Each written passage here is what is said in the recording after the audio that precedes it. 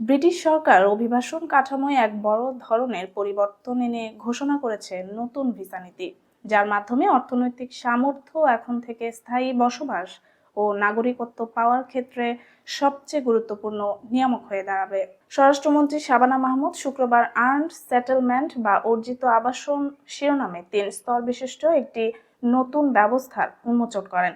দীর্ঘদিন ধরে প্রচলিত ৫ বছরের স্থায়ী বসবাসের সুযোগকে কার্যত বাতিল করে দিয়ে এই কাঠামো জোর দিয়েছে আর্থিক ক্ষমতার উপর, যেখানে ধনীরা পাবেন দ্রুততম পথ আর স্বল্প আয়ের অভিবাসীরা পড়বেন দীর্ঘ অনিশ্চয়তার মধ্যে।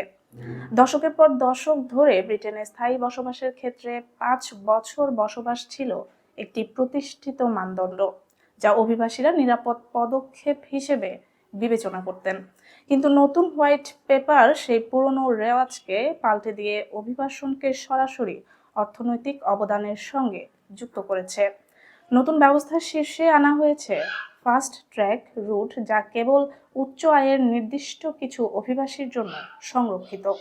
দেশটির ইতিহাসে এবার ওই প্রথম বছরে প্রায় ১,২৫,০০০ পাউন্ডের বেশি আয় করেন এবং গ্লোবাল ট্যালেন্ট কিংবা ইনোভেটর ফাউন্ডার ভিসাদারী এমন ব্যক্তিরা মাত্র ৩ বছরের মাথায় স্থায়ী বসবাসের আবেদন করতে পারবেন।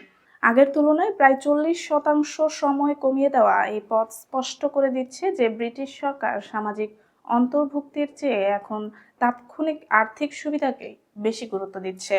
এই স্তরের নিচেই রয়েছে স্ট্যান্ডার্ড রুট বা সাধারণ পথ।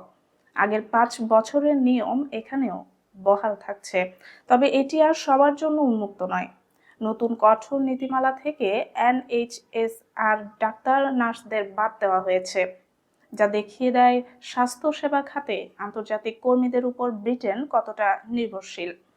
একইভাবে ব্রিটিশ নাগরিকদের স্বামী স্ত্রী, হংকং বিএনও ভিসাদারী এবং কিছু নির্দিষ্ট সরকারি কর্মীর ক্ষেত্রেও ৫ বছরের নিয়ম অক্ষুণ্ণ থাকবে।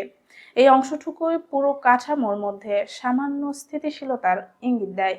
তবে সর্বাধিক বিতর্কের জন্ম দিয়েছে নতুন লং পাথ, যেখানে স্বল্প আয়ের অভিবাসীদের দীর্ঘ ১৫ বছরের অপেক্ষার মধ্যে রাখা হবে, বিশেষ করে বৃদ্ধাশ্রম ও কেয়ার সেক্টরের হাজার হাজার কর্মী, যারা গত কয়েক বছর ধরে কর্মী সংকট কাটাতে ব্রিটেনে আনা হয়েছিল। তাদের জন্য এই নতুন বিধানকে ইউনিয়নগুলো অত্যন্ত অন্যায্য বলে অভিহিত করেছে।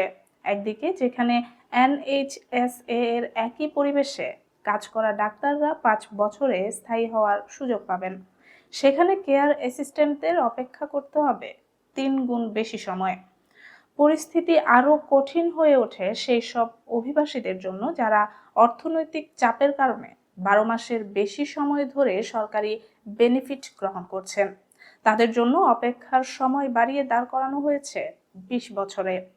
আর যারা ভিসার মেয়াদ পেরিয়ে যুক্তরাজ্যে অবস্থান করছেন বা আইনগত অবস্থান হারিয়েছেন, তাদের স্থায়ী বসবাস পাওয়ার পথ দীর্ঘ হয়েছে অবিশ্বাস্য ৩০ বছরে, যা কার্যত একটি প্রজন্মকে স্থায়ী হওয়ার স্বপ্ন থেকে বঞ্চিত করবে।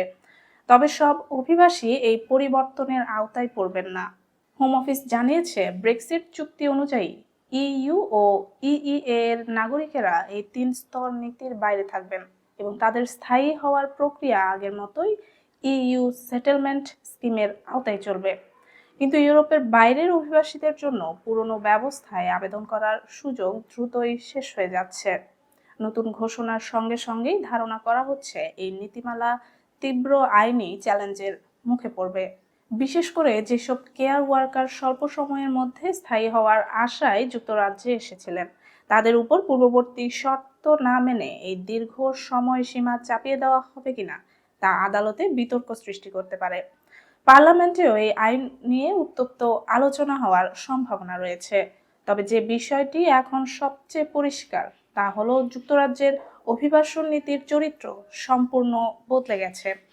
ধনীদের জন্য এটি হয়ে উঠেছে আগের যে কোনো সময়ের চেয়ে দ্রুততম পথ, কিছু গুরুত্বপূর্ণ খাতের কর্মীদের জন্য রয়ে গেছে সীমিত সুযোগ, আর বাকি বিপুল সংখ্যক অভিবাসীর জন্য স্থায়ী বসবাসের স্বপ্ন এখন আগের তুলনায় আরো অনেক দূরে সরে গেছে।